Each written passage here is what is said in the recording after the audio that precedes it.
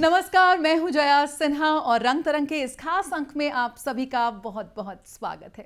खास इसलिए क्योंकि रंग तरंग के जरिए हमारी कोशिश होती है आपको भारत की कला, संस्कृति और परंपराओं से मुखातिब कराने की। मुलाकात कराते हैं आपकी उन कला साधकों से जो अपना पूरा जीवन समर्पित कर देते हैं भारत की कलाओं के संरक्षण के लिए। तो देर कैसी, आइए शुरुआत करते हैं रंग तरंग की। भारत की विरासत को समर्पित है रंग तरंग। तो कल्पना कीजिए कि वो लम्हा कितना खास होगा जब राजधानी दिल्ली का सफदरजंग मकबरा सुरों से गूंज उठा होगा। अडॉप्ट हेरिटेज 2.0 ये पहल थी जिसके जरिए एक शाम गजल कार्यक्रम का आयोजन किया गया और ऐसी महफिल सजी कि सफदरजंग का मकबरा सुरों से, मौसीकी के रंगों से गूंज उठा।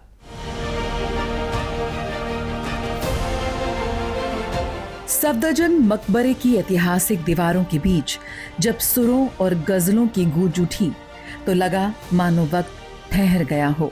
शाम गजल कार्यक्रम ने न सिर्फ राजधानी की फिजा में नजाकत घोल दी बल्कि दर्शकों को उर्दू अदब की उस महक से रूबरू कराया जो आज भी दिलों को छू जाती है। सफदरजंग मकबरे पर यह पहली बार था जब शाम गजल नाम की एक सांस्कृतिक संध्या का आयोजन किया गया। गायक पृथ्वी गंधर्व और प्रतिभा सिंह बघेल ने मंच पर एक के बाद एक उत्कृष्ट रचनाएं प्रस्तुत की। अडॉप्ट हेरिटेज 2.0 पहल के तहत स्मारक सारथी सभ्यता फाउंडेशन द्वारा सेरेंडिपिटी आर्ट्स के सहयोग से आयोजित इस कार्यक्रम का संयोजन तबला वादक बिक्रम घोष ने किया।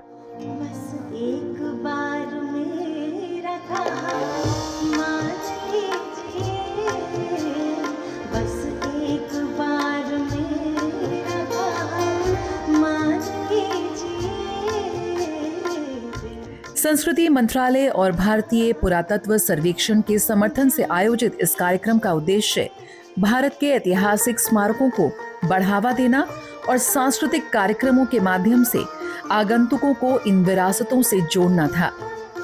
इस खास मौके पर मुख्य अतिथि के रूप में भारत सरकार के केंद्रीय संस्कृति एवं पर्यटन मंत्री गजेंद्र सिंह शेखावत और दिल्ली सरकार के कला एवं संस्कृति मंत्री कपिल मिश्रा सहित कई गणमान्य व्यक्ति उपस्थित रहे।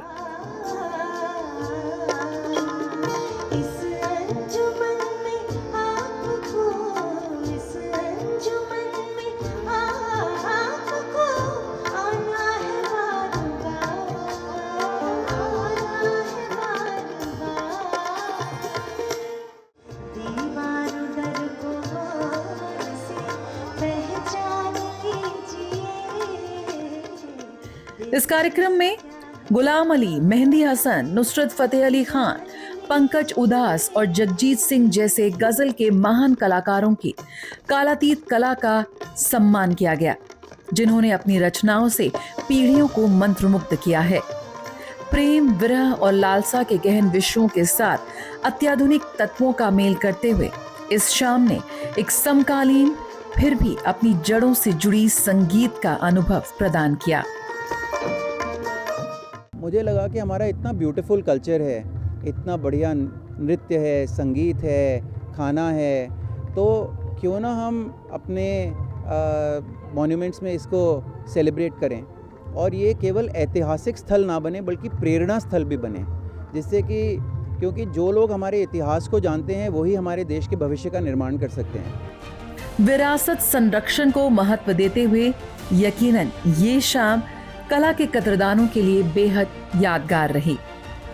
रंग तरंग, DD news.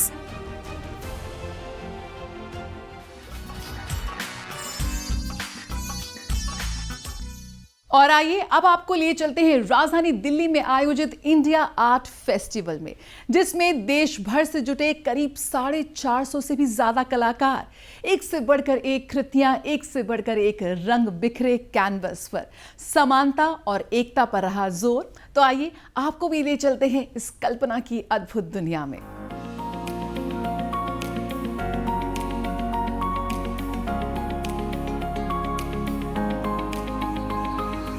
India art festival जिसका आयोजन किया गया दिल्ली शहर में। दिल्ली जो ऐतिहासिक शहर है, और जब हम अपनी कलाओं की बात करते हैं तब हमें पता चलता है कि हमारे जितने भी कलाकार हैं वो बेहद ख़ास एहसास के साथ अपनी चित्रकारी को रंगों के माध्यम से कैनवस पर उतार देते हैं। कोई चित्रकार बात कर रहा है लकीरों से, कोई हमें बताने की ये कोशिश कर रहा है कि हमारी सभ्यता कितनी समृद्ध है। और ख़ास बात यह है कि एक ही प्लेटफॉर्म पर तकरीबन 450 चित्रकारों ने अपनी प्रतिभा दिखाने की कोशिश की है।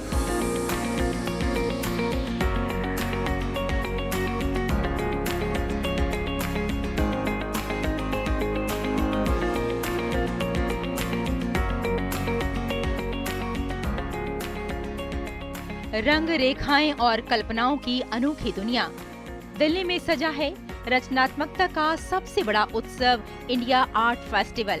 जी हाँ, जिसका आयोजन किया गया दिल्ली के कॉन्स्टिट्यूशन क्लब में। यहाँ देश भर से आए कलाकार अपनी सोच को रंगों में ढाल रहे हैं। हर कैनवस एक कहानी कहता है, हर मूर्ति एक एहसास जगाती है। 3 दिनों तक चलने वाले इस महोत्सव में पेंटिंग्स, स्कल्पचर्स, फोटोग्राफी और साथ में कुछ इस तरह की चीजें नजर आईं जिसे देखकर यूं लगा कि वाकई इतनी कलाएं सब एक ही छत के नीचे। कला के प्रेमियों के लिए ये सिर्फ एक प्रदर्शनी नहीं बल्कि भारत की सांस्कृतिक विविधता का जश्न है। रंगों में बसती भावनाएं और कला में छिपा जीवन का सौंदर्य हर आर्ट में नजर आ रहा था। तो मैं ये स्कल्पचर के बारे में बताना चाहे तो हर दिन हम लोग जो टाइम है एवरी डे 24 आवर्स होता है, तो 24 आवर्स में एवरी डे हम लोग जो सोचता है वो होता नहीं है कभी कभी। तो हम वो टाइम को पाबंदी रखने के लिए मेरा स्कल्पचर में जो डिपिक्ट करता हूँ जो स्टोरीज एवरीडे लाइफ का, तो ये फ़िश का जो आप देख रहे हैं, फ़िश का जो सिंबॉलिक है, फ़िश हमेशा पानी में रहता है, वो कभी हम देखते हैं तो नींद में नज़र नहीं आता है। तो अपना लक्ष्य रहता है, उसके लिए हम फिज़िकली सोते हैं एवरीडे, बट मेंटली हमारा जो लक्ष्य है उसके ध्यान में ही काम करना चाहिए, ये उसका मीनिंग है। दिल्ली भारत का दिल, और इस बार दिल ने धड़कन दी है इन कलाओं को। रंग, रेखाओं और कल्पनाओं का ये महोत्सव बेहद खूबसूरत, बल्कि ये है उस सोच का उत्सव जो सृजन को जीवन का दूसरा नाम देते हैं। यहाँ हर दीवार पर टंगे कैनवस, हर मूर्ति की आकृति और हर कलाकार की मुस्कान एक कहानी कहती है। जी हाँ, भारत की रचनात्मक आत्मा की कहानी। Mohit ji, India art festival में आपने अपने फ़न का, अपनी कला का जो एक ख़ास प्रदर्शन किया है, बहुत खूबसूरत आर्ट आप दिखाने की कोशिश कर रहे हैं यहाँ, तो कैसा लगता है एक बड़े प्लेटफॉर्म का हिस्सा बनकर? डेफिनेटली एक बड़े प्लेटफॉर्म पे आना it's not a easy job. उसके लिए आपको बहुत मेहनत करनी पड़ती है, बहुत हार्ड वर्क करना पड़ता है। तो उसके लिए डेफिनेटली मैं पिछले 25 सालों से मेहनत कर रहा हूँ, and finally I am happy कि मैं उस जगह पे पहुँच पाया। It's a big platform, it's more than 400 artist are there.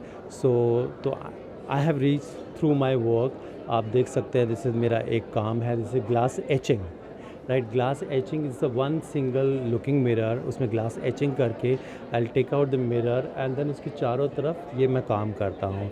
और ये काम जो है, because I highly believe in my roots and culture, तो I take basically Indian folk arts, उसी के बेसिस में मैं सारे अपनी कॉम्पोजिशन करता हूँ। तो ग्लास एचिंग है and these are the details work. It takes almost 3 months to make one art work, not it just कि लाइक 1 month में और 15 days में वी कैन कंप्लीट इट।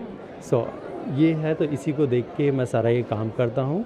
दूसरा मेरा काम है एक्रेलिक ऑन कैनवस। तो इसमें मेरा मेन जो फोकस है वो है नंदी पर, बिकॉज़ नंदी आपको पता ही है कि शिवजी जी का वाहन है। और मेरे लिए मतलब कि मैं बहुत इंस्पायर हूँ नंदी से ही, बिकॉज उसमें स्ट्रेंथ है, कामनेस है, पीस है, डिवोशन है।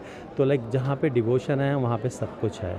एक यूथ होते हुए भी आप अपनी प्राचीन चीज़ों से जुड़े हुए हैं, तो आपको क्या लगता है कि जो यूथ है उनको आप कोई संदेश देना चाहेंगे, कुछ कहना चाहेंगे उनके लिए कि उनको किस तरह से इस ओर आना चाहिए?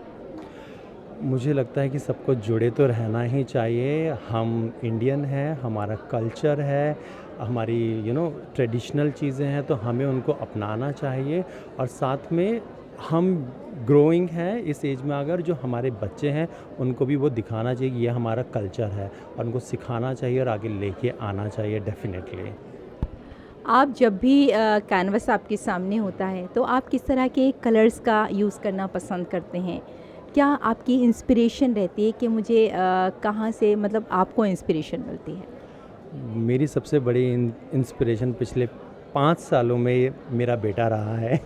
तो मेरी लास्ट जो एग्ज़िबिशन थी उसमें भी मैंने अपने बच्चे को ही देखे, बिकॉज़ मैंने उसको डेली रूटीन में फुल टाइम मदर के साथ मदरहुड निभाते हुए बीइंग अ फादर तो उसको ग्रो करा है। तो उसके हर एक हरकत को देख के जब उसको देखता तो मुझे एक आइडिया आया, तो उसमें मैंने गणेश का चाइल्डहुड दिखाया। तो गणेश को ही मैंने चाइल्डहुड में कन्वर्ट करके डिफरेंट टॉयज़ के साथ उसकी एक पूरी एग्जीबिशन मैंने डिस्प्ले करी थी। और अब भी जो कलर की इंस्पिरेशन है, रोज़ उनकी हरकतें देख के, जॉयफुल को देख के कि हाँ वो उसको रेड कलर पसंद है, they play the different colours of life actually, उनको देख के मुझे इंस्पिरेशन मिलती है और I use those colours. So that's the my children are basically, मेरी दोनों बच्चे जो हैं वो मेरी इंस्पिरेशन है। एक गैलरी में रंगों की नमी से टपकता है बचपन, तो दूसरी में समाज के दर्द की पुकार सुनाई देती है। एक कलाकार कहता है, मेरे लिए रंग भावनाओं की भाषा है, मैं जो कह नहीं पाता वो सब कुछ मेरा ब्रश कह देता है। दर्शक भी इन भावनाओं में खो जाते हैं। ये बहुत ही सुंदर आर्ट फेस्टिवल है और यहाँ पे जो भी मैं आर्ट वर्क देख रही हूँ, डिफरेंट स्टाइल है, सबका एक अपना अनोखा स्टाइल ऑफ वर्क है। अभी भारत सरकार की भारत सरकार की पिछले 8-10 सालों से तो काफ़ी कोशिश रही है कि वो अलग अलग प्लेटफॉर्म्स क्रिएट कर रहे हैं। अर्बन एरिया से तो उनको प्लेटफॉर्म मिल ही जाता है, बट हमारे जो रूरल एरिया है पर्टिकुलरली, वहाँ से चित्रकार शिल्पकारों को बड़े मेट्रो महानगरों में एक प्लेटफॉर्म मिलना बहुत मुश्किल होता है। तो उसका उद्देश्य ये है कि सारे हमारे रूरल और अर्बन आर्टिस्ट एक छत के नीचे आए, गैलरीज आए, मास्टर आर्टिस्ट आए। यहाँ काफ़ी नामचीन आर्टिस्ट से लेकर यंग आर्टिस्ट की भी कला देखने को मिलेगी।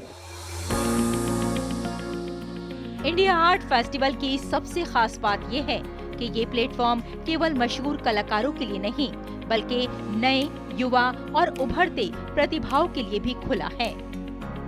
यहाँ कॉलेजों से आए युवा कलाकारों ने अपना एक अलग कैनवस बनाया।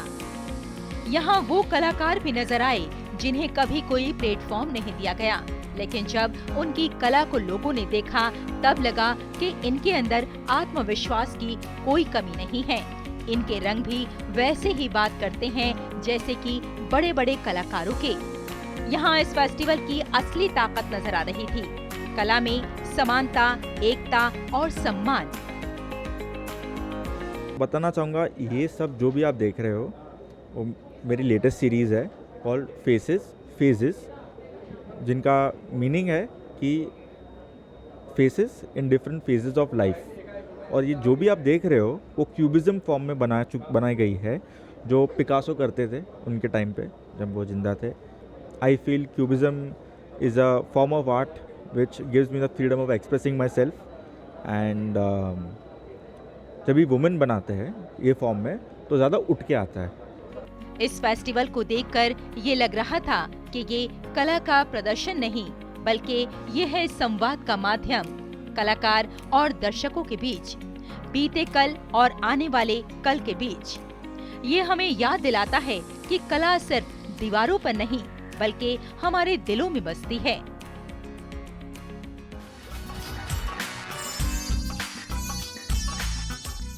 और आइए आपको दिखाते हैं कैनवस के रंग, जहां पर राजधानी दिल्ली में एक प्रदर्शनी में अनंत और कला का संगम देखने को मिला। आर्टिस्ट गोल्डी मल्होत्रा की प्रदर्शनी एकोज ऑफ द इटर्नल के जरिए, जहां पर 50 से अधिक चित्रों में बौद्ध धर्म, समकालीन जीवन और पौराणिक कथाओं की झलक नजर आई। रंगों के माध्यम से इन्हें बेहद खूबसूरती से पिरोया गया। हाल ही में दिल्ली में कला और अनंत का संगम देखने को मिला। प्रसिद्ध कलाकार गोल्डी मल्होत्रा की एकल प्रदर्शनी एकोज ऑफ द इटर्नल में। इस प्रदर्शनी का शुभारंभ किया प्रसिद्ध वास्तुकार और अल्बानिया गणराज्य के मानद काउंसिल जनरल दीक्षु सी कुकरेजा तथा पास्को ग्रुप के चेयरमैन संजय पासी ने।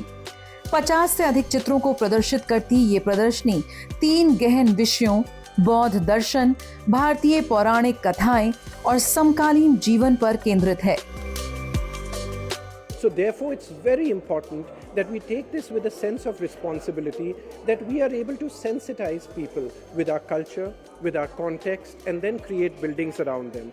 And what can buildings be without art? For me, art and architecture are two sides of the same coin, and they need to be always thought together. So whether it was our master planning for the city of Ayodhya, or it was our design of Gautam Buddha University, in every work we have believed that we should be able to breathe our art into it, because art is what enlivens architecture.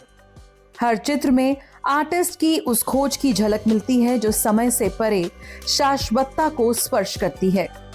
अपने साहसिक spatula strokes और सहज रंग संयोजन के माध्यम से उन्होंने पवित्रता और दैनिक जीवन के बीच एक सुंदर सेतु रचा। रंग तरंग के लिए तापस भट्टाचार्य की रिपोर्ट, डीडी न्यूज।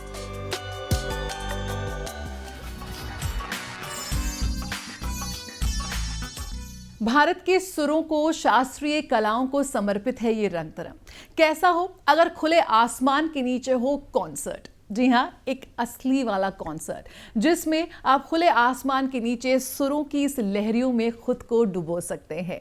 एनडीएमसी द्वारा एक बेहद खास पहल की गई म्यूजिक इन द पार्क, जिसमें देश भर के दिग्गज कलाकारों ने हिस्सा लिया और दर्शकों को एक यादगार अनुभव मिला।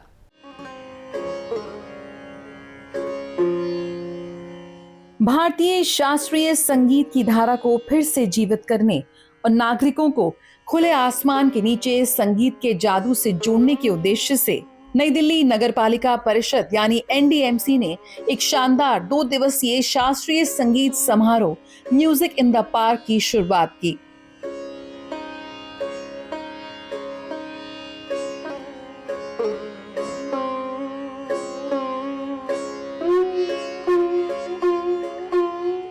दिल्ली वासियों के लिए एक अविस्मरणीय शास्त्रीय संगीत अनुभव के रूप में म्यूजिक इन द पार्क इस कार्यक्रम ने काफी सराहना बटोरी। एनडीएमसी द्वारा आयोजित इस 2 दिवसीय संगीत महोत्सव में देश भर से कई कलाकारों ने शिरकत की। इस कार्यक्रम का शुभारंभ हुआ ध्रुव बेदी और अकरम खान द्वारा, जिन्होंने सितार और तबले के सुरों को मिलाकर एक अद्भुत जुगलबंदी पेश की।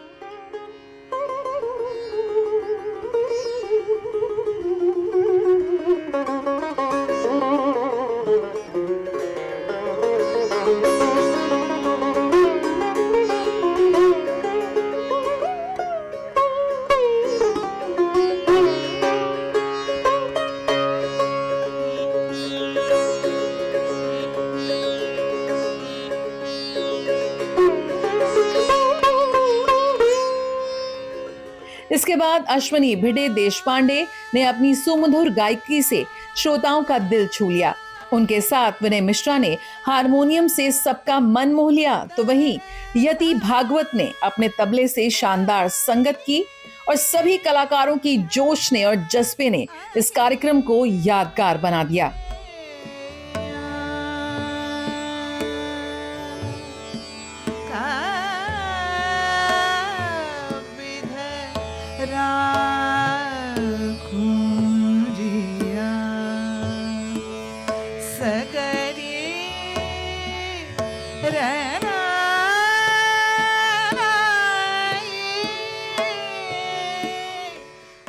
यकीनन इस आयोजन में भारतीय शास्त्रीय संगीत के दिग्गज कलाकारों द्वारा किए गए शानदार प्रदर्शन ने दर्शकों को रचनात्मकता और शांति का एहसास कराया।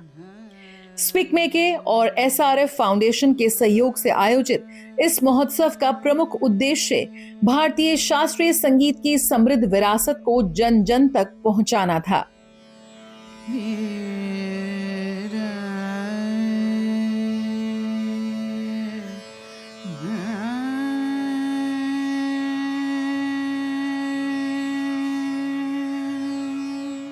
यकीनन ये उत्सव न केवल शास्त्रीय संगीत के प्रेमियों के लिए बल्कि उन सभी के लिए था जो कला और संस्कृति के उच्चतम शिखरों को समझने और महसूस करने में रुचि रखते हैं।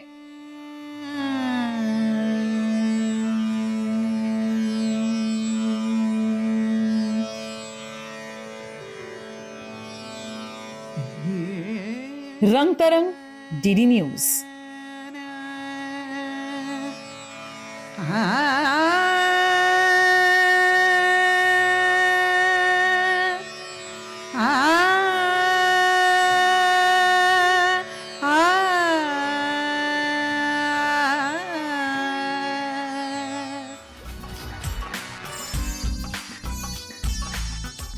नृत्य गुरु डॉक्टर रंजना गौहर, जिन्होंने अपना पूरा जीवन समर्पित कर दिया ओडिसी नृत्य के प्रचार प्रसार में। राजधानी दिल्ली में गुरु रंजना गौहर ने प्रस्तुत की नृत्य नाटिका अनंत कथा। भगवान शिव का ब्रह्मांडीय तांडव तो देवी दुर्गा का प्रचंड करुणा, नृत्य की अद्भुत प्रस्तुति। और किसने की? बिस्मिल्लाह युवा पुरस्कार विजेता विनोद केविन बच्चन ने। आइए आपको दिखाते हैं इसकी एक झलक।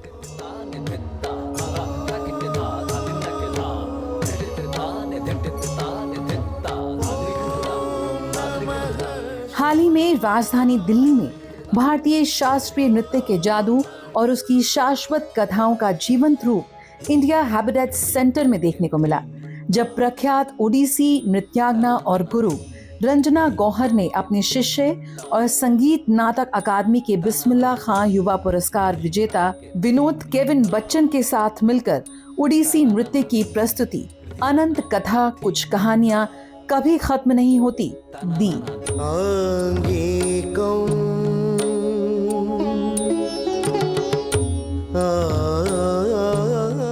इस प्रस्तुति ने शास्त्रीय नृत्य, लय, सौंदर्य और कहानी कहने के अद्भुत संयोजन के माध्यम से दर्शकों को एक यादगार अनुभव प्रदान किया।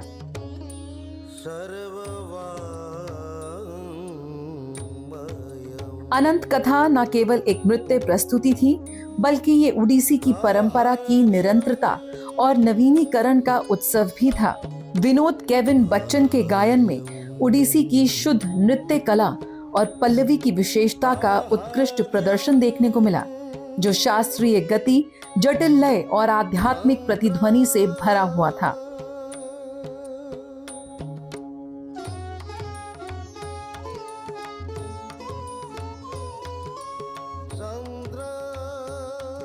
इस प्रस्तुति में भारतीय पौराणिक कथाओं का एक गहरा और मार्मिक रूप देखने को मिला, जिसमें भगवान शिव का ब्रह्मांडीय नृत्य, देवी दुर्गा की प्रचंड करुणा और सीता की अटूट भक्ति की महिमा को दर्शाया गया।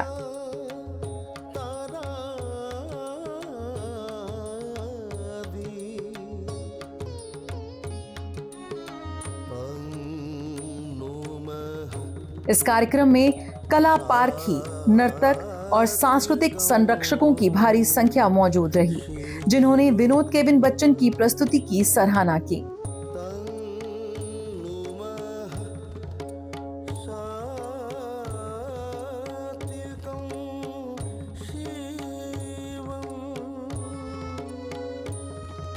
यकीनन इस प्रस्तुति में भावनाओं और कथाओं की अद्भुत गहराई देखने को मिली।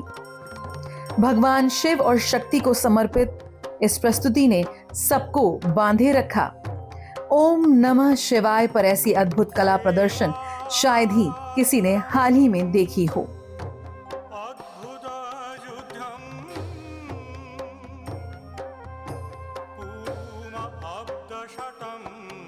यकीनन हमारी कलाएं हमारी परंपरा का, हमारी सांस्कृतिक धरोहर का महत्वपूर्ण हिस्सा है और ओडिसी के माध्यम से कलाकारों ने यही प्रस्तुत किया।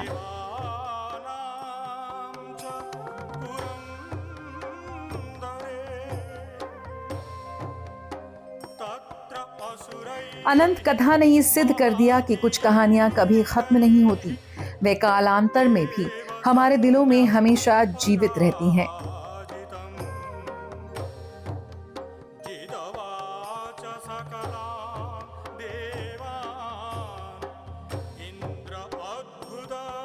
रंग तरंग, डीडी न्यूज।